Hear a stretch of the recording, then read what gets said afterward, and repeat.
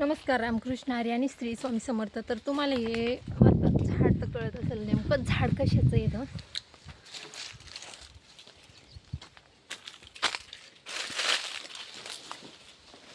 याला जांभळं लागलेत, नवीनच म्हणजे पहिल्यांदाच बार लागला याला.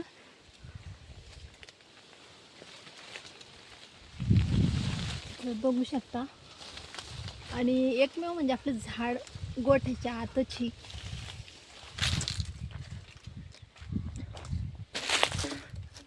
दोन जांभळी लावेल त्या, तर हिला जांभळं लागलेत.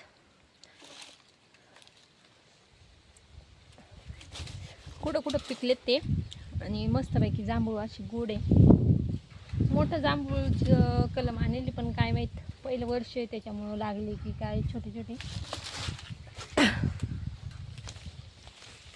हे पाहू शकता. अजून म्हणजे पिकायची बाकी आहे, कुठं कुठं पिकलेत. तर म्हटलं चला घरी घेऊन जाऊ. थोडेफार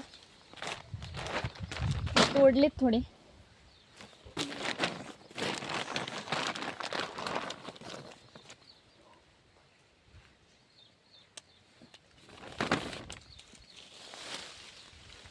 आणि आपल्या शेतातलं जांभळं खायचा आनंदच वेगळा.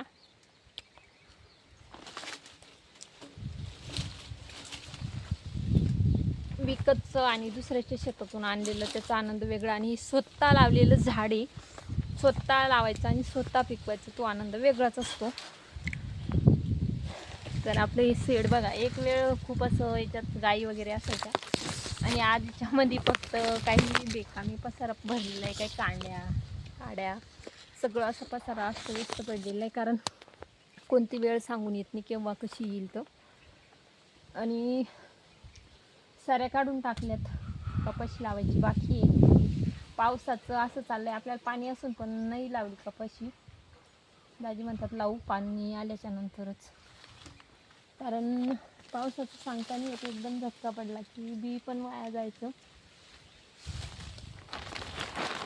माझं झालं होतं अर्जंट काम, पण दाजी बोलले की चाल कुठं कुठं जांभळं पिकले आपण आणू येत ते थोडेफार खाऊन. कारण घरच्या शेतातल्या पिकाची वेगळीच मजा असते. कोणाकोणाला आवडते जांभळं खायला तर नक्की या. तर चला, हा व्हिडिओ इथंच थांबू. तोपर्यंत बाय.